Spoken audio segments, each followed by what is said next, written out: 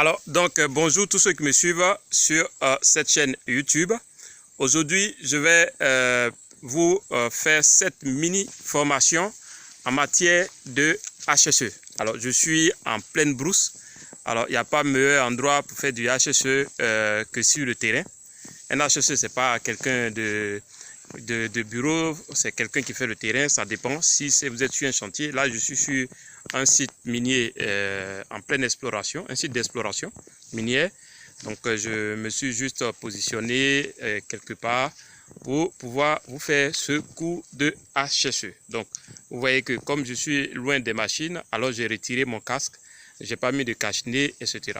Alors le cours sur lequel nous allons, le mini cours, cette mini formation va porter sur ce que j'appelle la déclaration, la fiche de déclaration d'incident. Alors, si en matière de HSE, sachez que vous êtes là pour éviter les incidents, mais il peut y avoir des incidents. Et lorsqu'il y a des incidents, il va falloir que vous trouviez un moyen de répertorier ces incidents en vue de trouver des actions, d'établir des actions correctives, disons des actions pour ne plus que ces incidents ou accidents arrivent. Donc, je vous ai fait juste un petit schéma sur mon calepin. D'accord? Parce que je ne vais pas vous montrer la fiche d'incident de la compagnie. Mais dans cette mini-formation, je vais vous apprendre à faire une fiche d'incident qui est très simple, une fiche de déclaration d'incident. Donc, l'idée, c'est que vous puissiez le faire vous-même, quelle que soit l'entreprise dans laquelle vous vous trouvez. Alors, donc, je rappelle que le but, lorsqu'on fait une fiche d'incident, c'est de déclaration d'incident, c'est pour avoir les informations nécessaires liées à l'incident en vue d'établir des actions correctives. Ce n'est pas forcément pour sanctionner qui que ce soit, mais on veut comprendre ce qui s'est passé en vue d'établir des actions correctives. Voilà le but de la déclaration d'incident. Alors, cette déclaration d'incident est faite par celui qui a été l'objet de l'incident, par exemple, s'il se porte bien, d'accord, ou son superviseur. Alors, parce que, supposons qu'il y a un incident et où vous êtes gravement touché, vous ne pouvez pas remplir cette fiche de déclaration d'incident, par exemple. Par contre, ton superviseur, qui a le minimum d'informations sur l'incident, c'est pour ça que lorsqu'il y a un incident, dans un premier temps, essayez déjà d'informer très rapidement vos superviseurs afin que ceux-ci vous disent rapidement la conduite à tenir ou qui consignent l'information quelque part.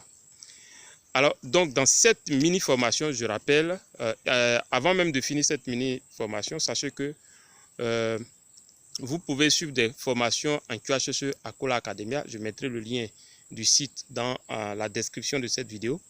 Pour, si vous avez l'intention de devenir HSE un jour, c'est un centre de renom en matière de HSE et autres formations. Donc, je mettrai le site pour que vous puissiez éventuellement solliciter une inscription à ce centre. Vous pouvez suivre la formation en présentiel, aussi à distance.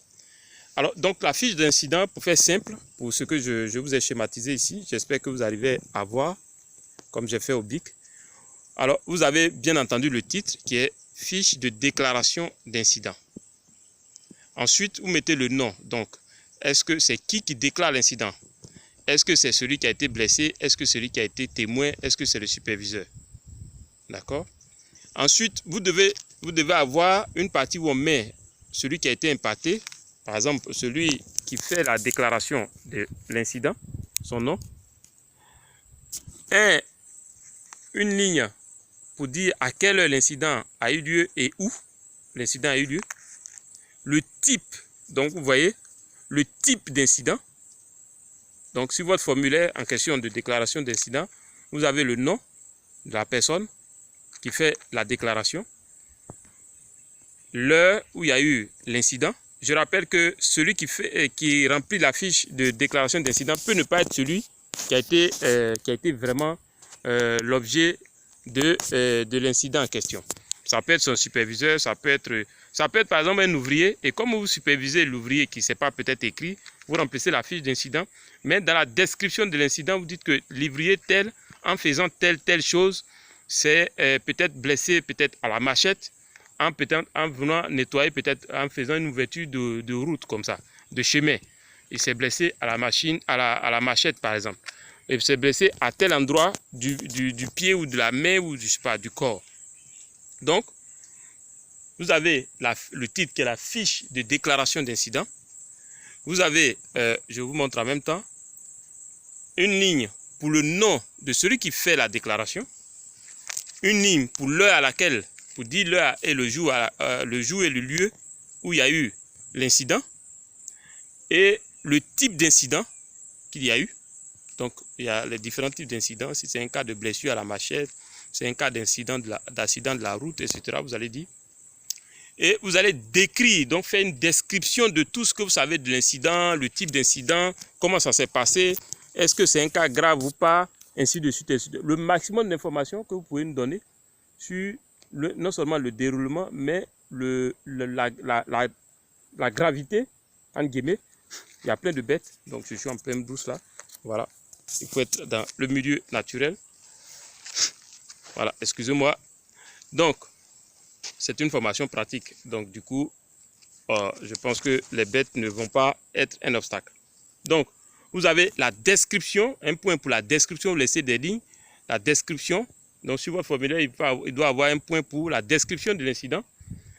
Ensuite, quand vous avez décrit, vous devez dire alors, proposer sur cette même fiche les actions correctives pour ne plus que ça arrive. Par exemple, si le monsieur s'est blessé à la machette, l'idée serait peut-être, si c'est parce que il n'avait pas de bottes et qu'il s'est blessé peut-être à la machette au pied, une action corrective, par exemple, dans le futur, pour un tel travail, serait d'équiper tous les ouvriers, par exemple, de bottes. Et ensuite, quand vous faites ça, vous déclarez, vous écrivez les actions correctives que vous pensez qu'on doit mettre en place pour résoudre un tel problème.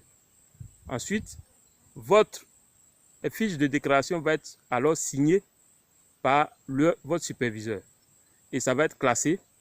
Nous, en tant qu'HSE, nous allons récupérer ces fiches et en fonction de ça, préparer nos inductions, préparer nos actions correctives.